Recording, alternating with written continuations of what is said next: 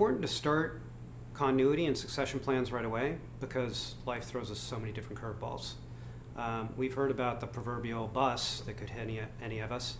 I actually had a friend less than 2 months ago who was diagnosed with liver cancer.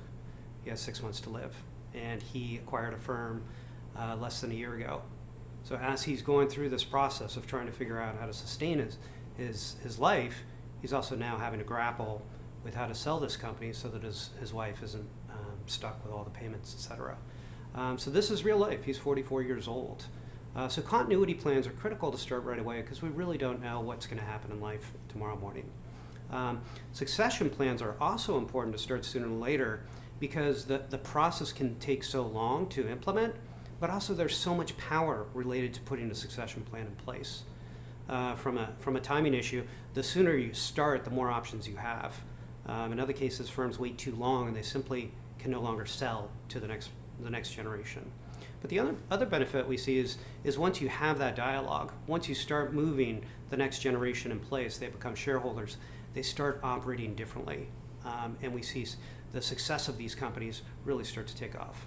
Yeah, I think it's a good news, bad news story. When I started in this business, focusing on mergers and acquisitions for RIAs 14 years ago, it was about 25% of firms had a written plan in place. The good news is you look at studies and it's closer to 30 or more. Matter of fact, TD's latest information indicates that more than 40% of their advisors have a written plan either in place or that's soon going to be implemented. So it's moving in the right direction. Of course, the counterpoint is we have the majority of RIAs who don't have a succession plan in place. So that's scary. But the other thing that people don't talk about as much is really the power that is unlocked by putting a succession plan in place.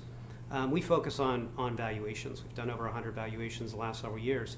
And literally having a successor in place, having gone through that process of starting to migrate not just equity, but management and responsibilities, unlocks the powers of these firms and literally mitigates risks associated with this company. We can quantify, and we do quantify, the increase in valuation that simply comes from putting a succession plan in place. So I'd say there's several first steps if you don't have a continuity plan in place. Start tomorrow morning and at least get life insurance. Then if that proverbial bus hits, your heirs are taken care of. The next step might be to call DeVoe Company or other firm and put it in your legal agreements that if you get hit by a bus, our bat phone rings and we parachute in and help sell your firms. We've done several of those now. So you can do those two steps within a couple days.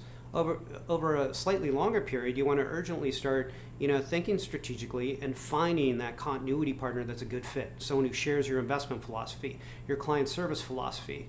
Someone who can really take on your clients and structure that agreement, put that in place. That takes a little longer, but at least the first two, you're taking care of first your heirs, then potentially your staff. By the third one, you're starting to really take care of your clients and on your way to creating a legacy that you get through a succession plan.